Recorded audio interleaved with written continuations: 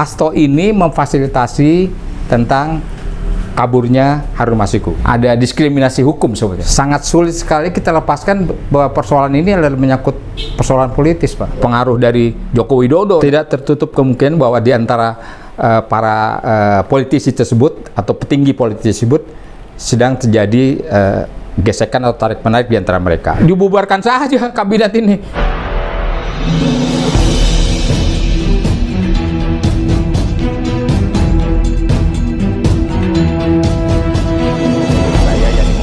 Driver online Depok.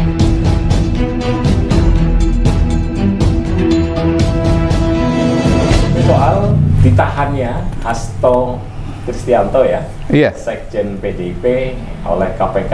Nah, kenapa kok Hasto yang ditahan? Bagaimana menurut Bang Juju? Iya, kan kalau kita belajar, Pak Edi juga backgroundnya politik kan begitu, ya, waktu kuliah dulu. Saya kebetulan hukum. Antara politik dan hukum itu sesuatu yang satu mata uang, ya, dua sisi mata uang tidak terpisahkan, katanya orang begitu.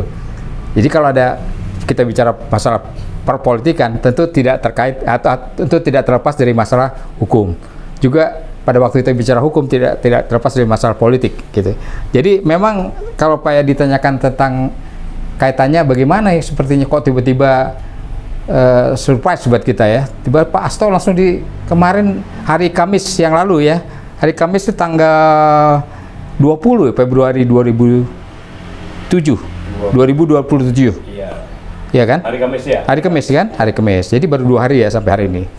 Langsung ditahan, diperiksa langsung ditahan. Kan pemeriksaan juga baru 2 kali yang akhir ini. Iya. Di mana pemeriksaan yang pertama itu sekitar akhir 2024 ya gitu, kan kira-kira begitu, sekitar Oktober atau November begitu, dan langsung ditahan. Kan publik jadi bertanya-tanya nih Pak Yadi, Iya.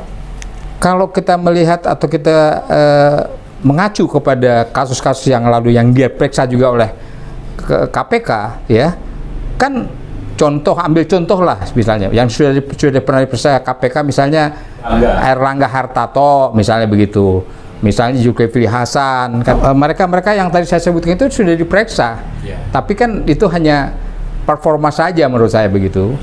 Ya, tidak tahu dan tidak jelas kelanjutannya seperti apa mereka itu. Bagaimana status hukumnya sekarang ini, malah diangkat Menko atau Menteri oleh era kabinetnya Prabowo Subianto saat ini kan begitu. Nah, rakyat dikejutkan, publik dikejutkan dengan kasus Hasto ini yang dikaitkan dengan kasusnya larinya Harun Masiku. Nah, di mana diduga katanya Hasto itu memberikan fasilitas, memberikan peluang atas kasus Harun Masiku. Dengan larinya Harun Masiku sampai sekarang nggak ketahuan ujung pangkalnya, katanya itu sekitar 2020 ya. Jadi hampir 4 tahun lebih kan begitu.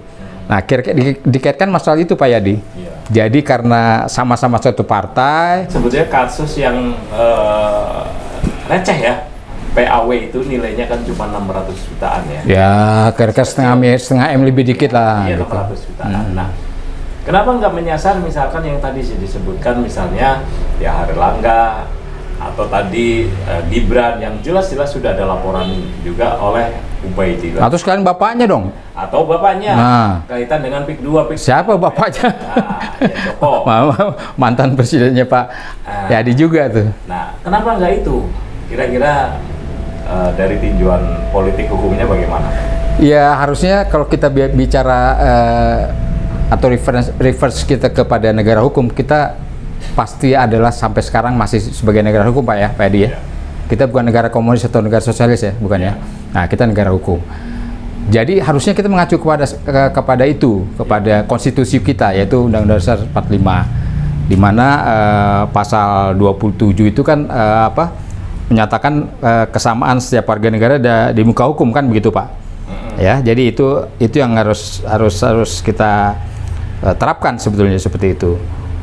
Jadi artinya mereka yang disebutkan antara lain Hartarto, mungkin Zulkifli Hasan, mungkin siapa, dan banyak lagi yang kira-kira dimungkinkan akan bisa dijerat pada kasus korupsi atau hukum itu ternyata kan diabaikan seperti itu. Malah sebagian besar mereka diangkat jadi menteri kabinetnya si Prabowo Subianto. Nah, tentu kita tidak bisa katakanlah menghindari begitu saja bahwa ini tidak terkait masalah politik, ya kan? Kenapa kok justru yang sekarang ya tanda kutip sebagai oposisi begitu, PDIP, yang diincar atau yang dijuju gitu Pak, langsung sekjennya yaitu Hasto Kristianto itu. Nah ini kan jadi timbul pertanyaan dari publik ya. Seharusnya tidak pandang seperti itu Pak. Equality before the law itu harusnya diterapkan sama di muka hukum pada setiap orang seperti itu. Jadi ya kita bisa menebak kecenderungannya memang seperti itu Pak.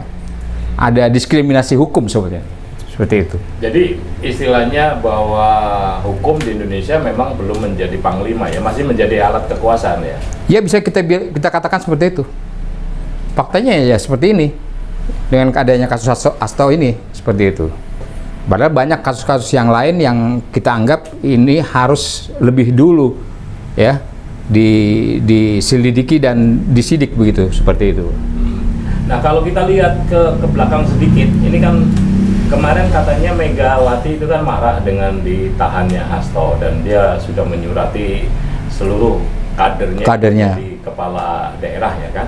Nah untuk menunda dulu ikut retret ya, jadi Magelang begitu. Ya, nah itu kemarahan ini apakah nanti bisa berimplikasi politik yang lebih rumit atau lebih besar atau tidak kira-kira? Ya bisa tidak juga ya. Bisa tidaknya artinya karena Hasto ini ditahan oleh KPK atau KPK bisa bertahan kepada pendiriannya kepada berdasarkan hukum begitu, di mana Harto itu kan ditangkap berdasarkan memfasilitasi atau mempermudah seseorang atau melarikan diri seperti itu katakanlah, disebut pasal 5 ayat 1 gitu kan Undang-Undang 31 tahun 99 tentang KPK kan, Pak, seperti itu. Dan sekarang sudah diubah menjadi Undang-Undang nomor 20 tahun 2001 seperti itu tentang KPK. Jadi bisa saja kalau mengacu kepada klausul tersebut di atasnya, tapi sangat sulit sekali kita lepaskan bahwa persoalan ini adalah menyangkut persoalan politis, Pak. Artinya PDI Perjuangan sebagai salah satu partai yang besar yang di dalam sistem pemerintahan kita, Pak ya, dan di dalam komposisi DPR juga ya, termasuk yang paling besar malah di DPR begitu, tidak bisa kita lepaskan bahwa ini ada unsur politisnya gitu kan, Pak ya, karena dengan tidak ikutnya artinya peran serta dari partisipasi jadi anggota dari wali kota, bupati ataupun gubernur dari PDI Perjuangan itu sangat berpengaruh sekali pada konstelasi politik kita ke depan ini gitu. Oke. Nah, ada yang menarik juga. KPK kan selama rejimnya si Joko ini kan memang sudah dikebiri ya. Nah, salah satu contoh gini, kenapa harus Hasto? Sekali lagi kenapa harus Hasto? Kenapa nggak Firly Bahuri yang sekarang juga menjadi buron? Apakah karena memang ada perlakuan khusus? Ya ini kan menunjukkan yang tidak bisa dielakkan lagi bahwa penegakan hukum di negeri ini ya itu jelas tebang pilih ya. Firly Bahuri itu sudah lebih dari 1 tahun kasusnya ya, ibaratnya mangkrak begitulah di KPK ya, dari mulai era periode kepengurusan yang lalu sampai ke periode yang baru ini, baru mungkin 2 bulan ini ya Pak ya. Dan ini adalah presidium atau kepengurusan KPK yang dipilih berdasarkan rekomendasi dari Joko Widodo, kan seperti itu, tidak bisa kita hindari Pak. Jadi artinya ada diskriminasi hukum tebang pilih terhadap hal ini ya. Kalau Pak ya ditanyakan kenapa Firly nggak Firly, ya kita nggak tahu. Kita sebagai publik kita mengetahui harusnya ini ditegakkan secara konsekuen dong Pak, murni dan konsekuen kan begitu ya. Dimana Firly seharusnya sudah lebih setahun yang lalu dia ditangkap dan ditahan lah. Nah, sekarang bebas saja, kita nggak tahu itu apa kegiatan sekarang dan ada di mana, begitu Pak. Berarti emang bahwa cengkeraman kekuasaan si Joko dalam rejimnya si Prabowo ini masih kuat ya. Artinya dia bisa memerintahkan KPK untuk menahan Hasto. Ya, tanda kutip memerintahkan kita nggak tahu, tapi paling tidak pengaruh ya.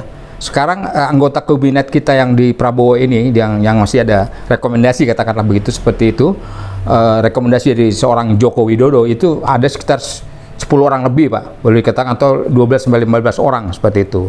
Itu fakta loh, Pak ya, fakta ya. Karena mereka adalah anggota kabinet zamannya atau eranya Jokowi yang lalu.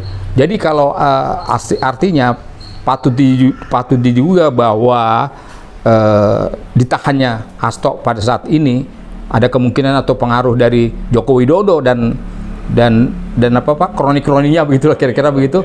Itu sangat mungkin sekali. Oke, kalau kita lihat ini kan kemarin terdengar perseteruan sebetulnya ya kan antara Megawati, Joko Widodo dan Prabowo. Sebetulnya kalau dilihat dari fakta yang sebenarnya sekarang dengan ditahannya Hasto, sebenarnya yang sedang berkonflik itu siapa? Kalau menurut Pak Juju?